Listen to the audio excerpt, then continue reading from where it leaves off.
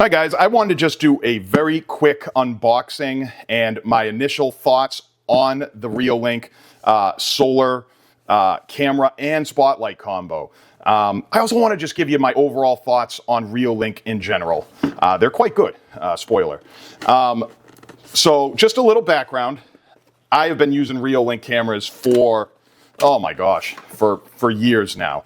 I think Reolink cameras are some of the best bang for your buck. I use mostly PoE, but in the past, I've actually had the regular solar powered camera and it worked wonders. If you're ever worried about it being solar powered, not having enough power, it's gonna catch, as long as you dial in the sensitivity, it's gonna catch everything you need and not run out of power as long as you put that solar panel in a sunny area. It is phenomenal. I can't say enough good things. That's why I'm excited about this. One thing I wanted to see here is to see if this lives up to Reolink's quality that I have expected. This is a brand new product that just came out, so I'm very excited about it. And I can already tell you, just the heft alone, that this is a heavy duty camera. The camera body itself is extremely, extremely heavy.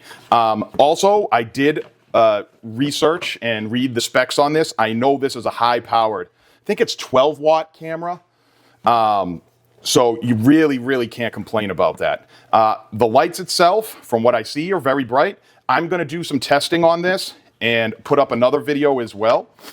Mounting is usually very easy. This is probably your mounting equipment. Okay, so this is a wrench to probably, yep, nope, hold on, let's see. Wait 1 minute, see if there's anything else in this box I'm missing. Here we go, yep, I'm missing it. So, oh, I know what it is. All right, so you're gonna have a cord in here, more than likely. Okay, so here's your mount.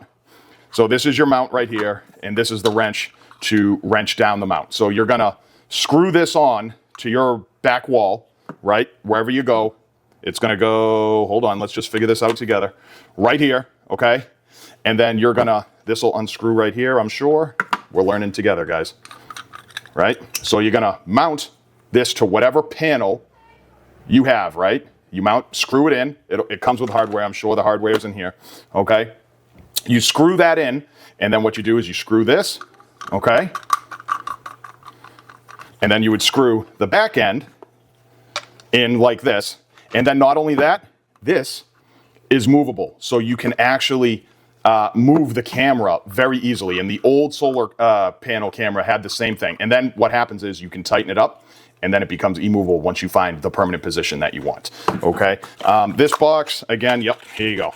So this, just your mounting hardware, couple of screws and your drywall, drywall inserts for drywall screws. And then this is your charger. So the charger itself is very simple. What's awesome about this is it has the built-in panel, okay? So the built-in panel, it's right there. It's perfect. So being that it's a floodlight, it's already gonna be in a high spot, hopefully where some sun is. Again, if you don't have sun where you wanna put the spotlight, this definitely is not for you, more than likely, unless you want to just charge the battery manually every so often. I will tell you too, in the clouds, it will still charge. It just won't be optimal, okay? So you're not going to get as much recording time per charge. So what happens is, on the back, here's your micro SD slot right here, okay, and a waterproof enclosure. These enclosures, they're made of rubber, but they're awesome. I have over 20 cameras, and they all have ports like this, and they hold up great. And here is your Type-C cord that will run from the unit itself, and my guess is to the panel somewhere here. All right, guys, I'm back. All right, so I figured it out. It took 2 seconds.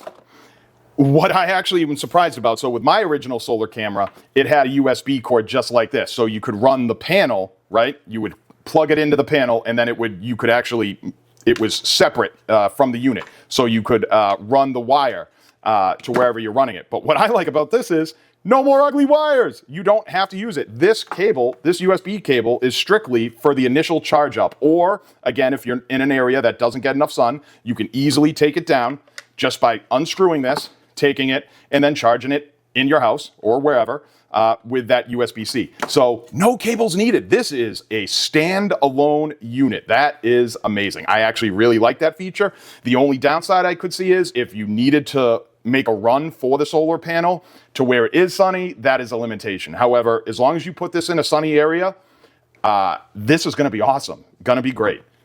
I will get back to you again with a actual video quality review and how good the lights are.